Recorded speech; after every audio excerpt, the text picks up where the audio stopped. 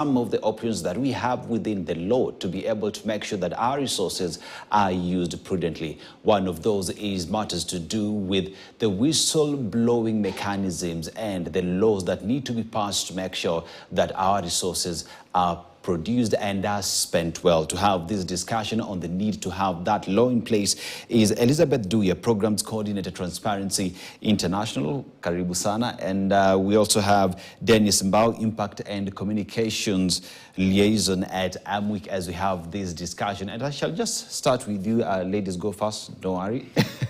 I'll just start with you now.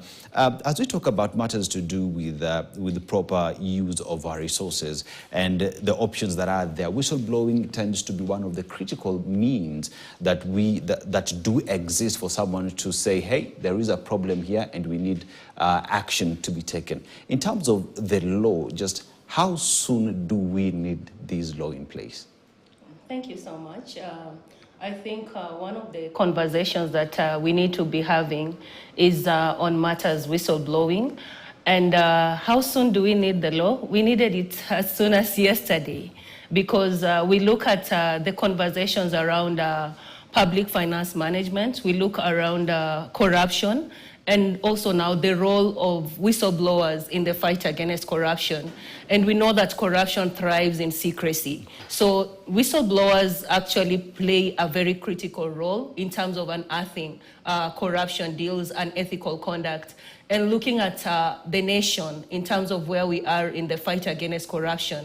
We are really lagging behind despite having various laws and mechanisms to address corruption. But we see that we do not have a law or a framework to protect whistleblowers, to encourage that practice of people coming out and shunning unethical conduct in our public spaces. So we see that most people shun or fear reporting. And one of the ways in which we can address corruption is, in fact, we need people to come out and report these particular issues that are happening. So in the country, we see that we do not have a comprehensive law to protect such people. And what we see is that many people who come out really face a lot of challenges in terms of them unearthing corruption issues in their spaces. So we need this law as soon as yesterday. And I think our call right now is to the lawmakers, the parliamentarians, just to see that we have a proper law to enable us address issues of corruption, which again speaks to our conversations about public finance management that is currently a hot discussion in the country. And Dennis, now, in our role as the media now, whistleblowers come to us first. We know of a very famous story, that of Mara Heist, where it's a whistleblower who said, hey, there's a problem here. And we know what happened with him, intimidation here and there. And this just comes to speak in terms of, as the media, when we take, when we have the privilege of airing these stories, of having a whistleblower, what is our responsibility thereafter? And thank you very much, Dennis, for this conversation. I think we must first underscore the importance of media in the role of whistleblowing, because the media provides a platform first for the whistleblowers to be able to air their story. And then it provides also a platform for the media to now go deeper into what the allegations are or the accusations, and then able to go deeper and find that it's even a bigger story. Like you've mentioned about Mara Heist. I remember when that story came out, Spencer, who is an accountant, was the guy who was involved, and he felt like it was his ethical responsibility as a citizen to say what was happening at the university. And yes, he came out, he was intimidated, he lost his job, and luck onto him, he now got an opportunity to serve at the tribunal around whistleblowing as well.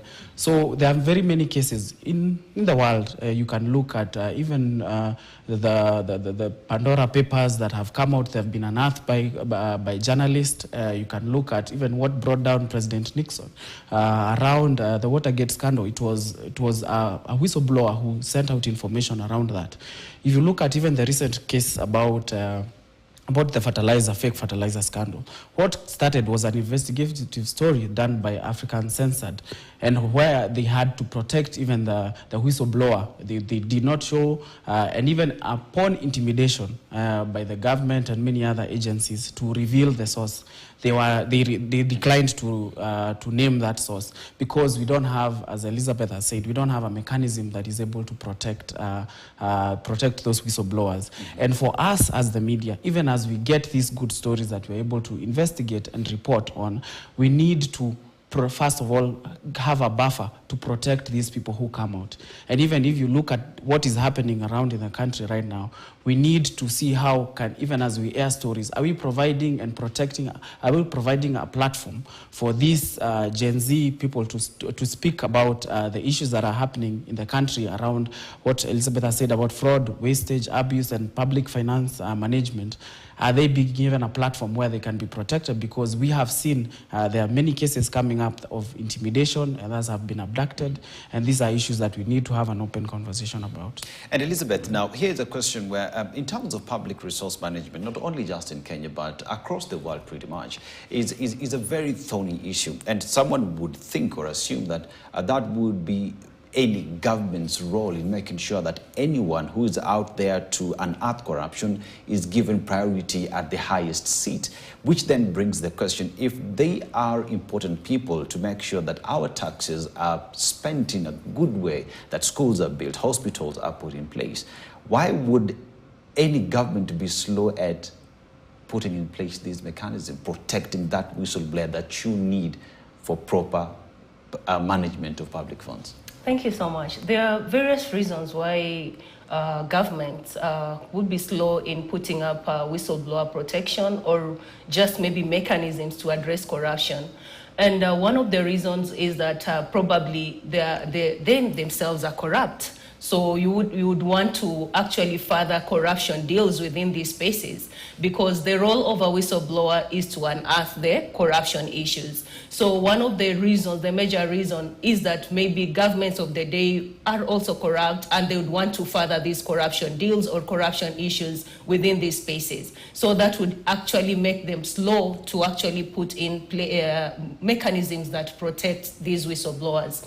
Another thing is that, of course, looking at the context, the African context, in terms of the fight against corruption, we have actually been slow in terms of now implementing the laws that we have put in place to address corruption.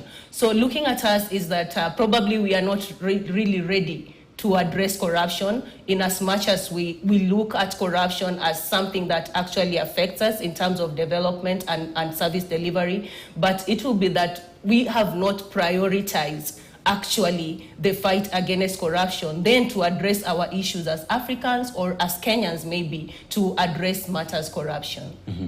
Now, Dennis, here is a question where as people who give the platform to whistleblowers so that we are able to highlight all the mismanagement of public funds and to deter the same, there comes the question of responsibility within the media, making sure that even that which that we get has gone through the checks and balances so that we give out facts out there. Now, in terms of our responsibility as the media, as the protectors of these whistleblowers, but also the protectors of public funds, how should we approach this such that we do not misinform? Because there is that problem of, especially in the advent of internet, that people are misusing these spaces. Therefore, in terms of just the media, how do we go about it? From where is it you sit? Where is, say, even whistleblowers failing in airing their stories the right way? Right, thank you very much. I think as a media fraternity, we are guided by the law. Mm-hmm. And Article 34 gives us the platform for us to be independent and operate in a space where there is no intimidation. And that is why we are a good platform for the whistleblowers to come in and feel free that they are going to be protected. But you find that there's some instances whereby even the media houses have been sued around issues to do with defamation, or stories were reported, and maybe some of the issues were not reported in a factual way. And I'll give you an example. There was a story around COVID millionaires, and the story was well done. There was a very good documentary around it, which aired at that time, and money was being stolen. But what maybe the journalist who did that story failed to do was in terms of vetting the sources. And that source came out to be an incredible source. So what happened is that the ones who are implicated in that scandal, of course, could come out and say, "This you used a fake person who is not credible. That person wasn't credible, and so your story is credible." Yet the story was well done. So it is our duty as editors, as journalists, as reporters, to look in depth. Once we receive, it's very good because such whistleblower stories are very good because they give us tips, news tips, and we're able to now do a follow-up on some of these stories that are happening.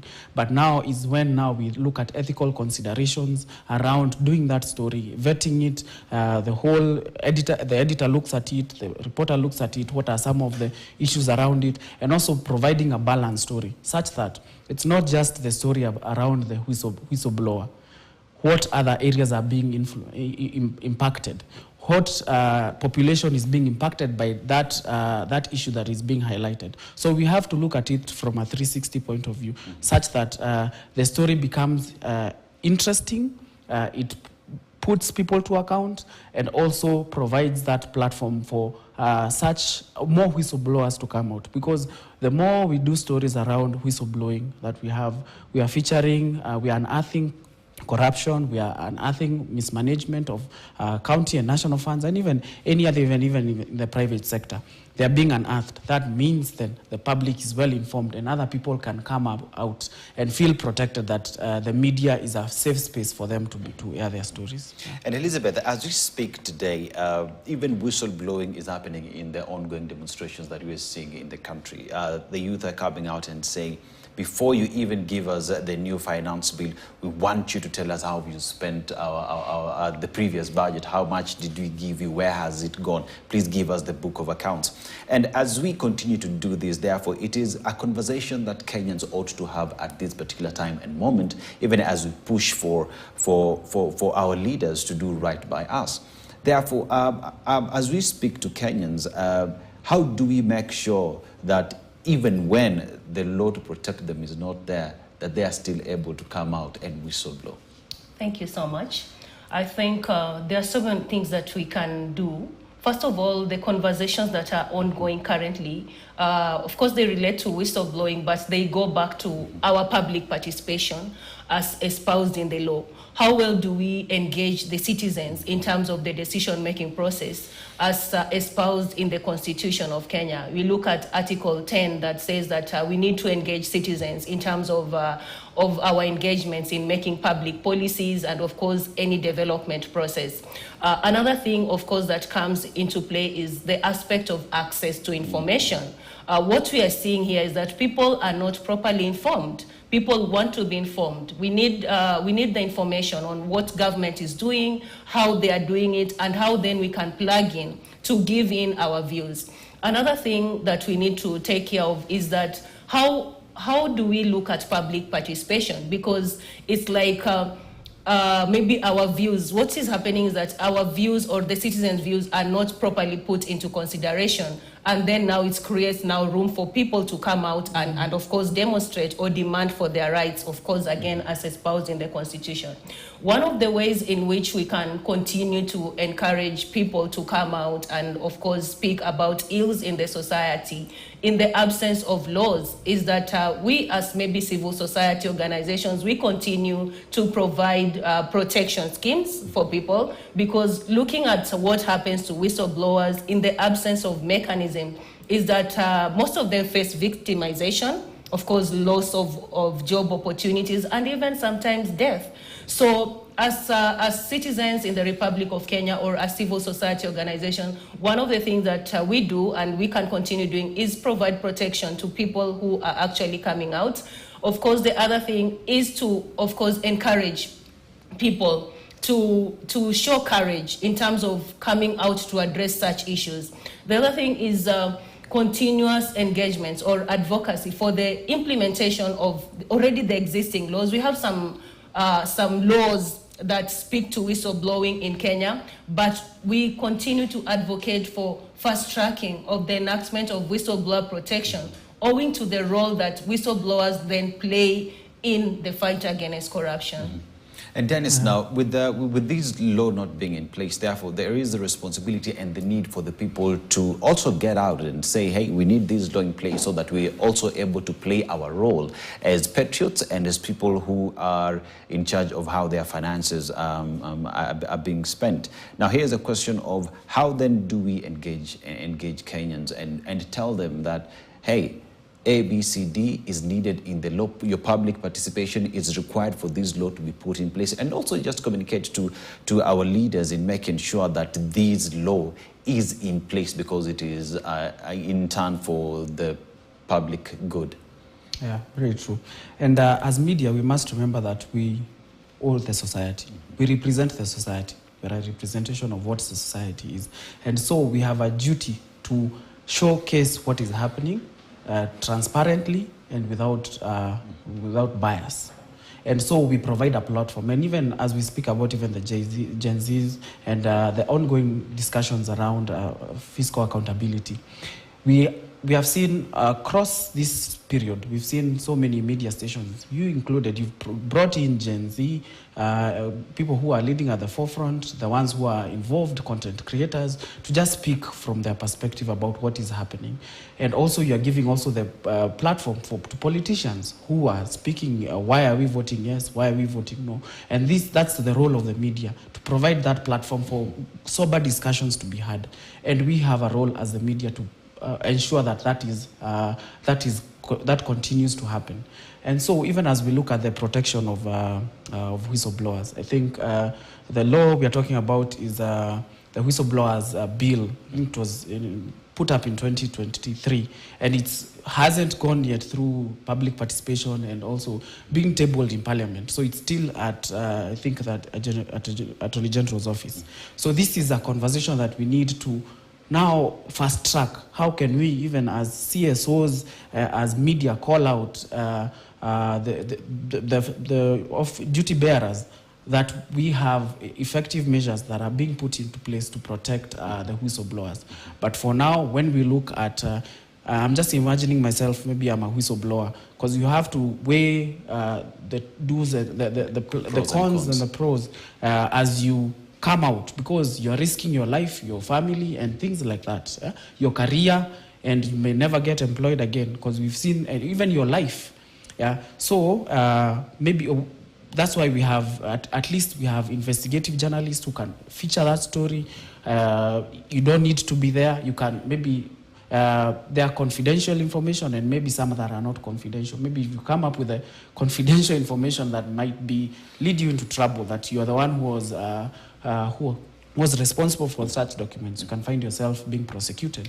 But there are some documents that may not be so classified, and you can leak this. This can be in the public domain, and for just to provide tips. Yeah, that's what journalists call this. We call them tips. You can get a tip that can lead you down the rabbit hole to a very big story, and that story can be able to keep the ones who are in power accountable. And I think we have to, the purpose of whistleblowing and even for the media is to show them, as much as you enjoy the perks of leadership, you also have to remember that you have a responsibility to the citizens. And this is what we must keep checking, so that we ensure that our money is being spent well, and that we are also providing a safe space for others to come out, so that we can have that platform for a sober conversation around issues. Mm-hmm. And Elizabeth, finally, in terms of the law is not there, but we still have whistleblowers who want to speak, but there is nothing really protecting them. I mean, what would be the message to them, and also to pretty much just the lawmakers whose responsibility is to making sure that the whistleblower protection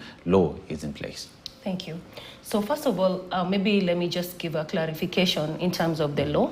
We have some pieces of legislation in Kenya that provides for protection The problem is that we do not have that comprehensive law. So in terms of now people coming out, we have like a witness protection law. So in terms of now transitioning from a whistleblower to a witness, one of the areas in which you can be protected is if maybe you agree to become now a witness in a court of law, then we have now a comprehensive law that protects witnesses. However, we need to differentiate between a whistleblower and a witness, because a whistleblower is not necessarily a witness in a particular case. We have another law, of course, that provides protection, some form of protection for whistleblowers. That is the Bribery Act. That will mean that maybe your case falls under the regime of the Bribery Act. And also the Access to Information law that, of course, provides for protection for these protected disclosures. So we have some segments within the law that would actually protect whistleblowers. But now, of course, we have said that we need now that to be enhanced in terms of providing better mechanisms for the protection of these whistleblowers. So one of the things that we are saying is that we are calling out, we are putting out a rallying call to parliamentarians just to fast track, if at all they have the best interests of the nation of Kenya at heart, and actually they mean what they say in terms of wanting to address corruption, then we need these conversations around whistleblower protection to be fast-tracked.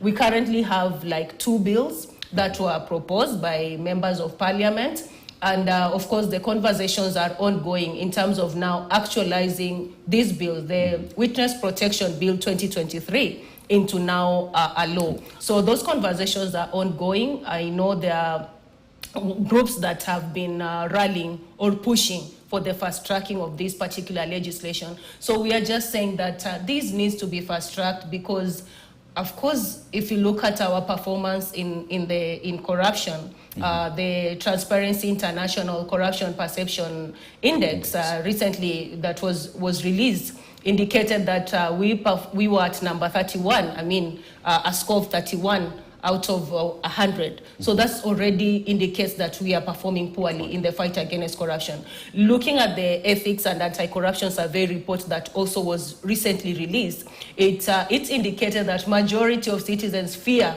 reporting corruption because of victimization, or maybe nothing will happen. So that's why we are really stressing that if at all we want to address corruption issues, then we need to protect people who are really ready to come out and of course unearth these issues within our spaces. So that's our rallying call. And that is Elizabeth Duya, Programs Coordinator, Transparency International Kenya, and Dennis Mbau, who is the Impact and Communications Liaison at AMWIC. We're having a discussion on the need to have laws in place that protects that whistleblower who is speaking out to power, speaking out and making sure that public management of finances is actually done the right way and in accordance with the law. Even as conversations in the country continue, as Gen Zs continue to push theirs, there is also need to have laws to enable others to speak up. My name is Dennis Aseto. That conversation definitely must continue, but this is when you send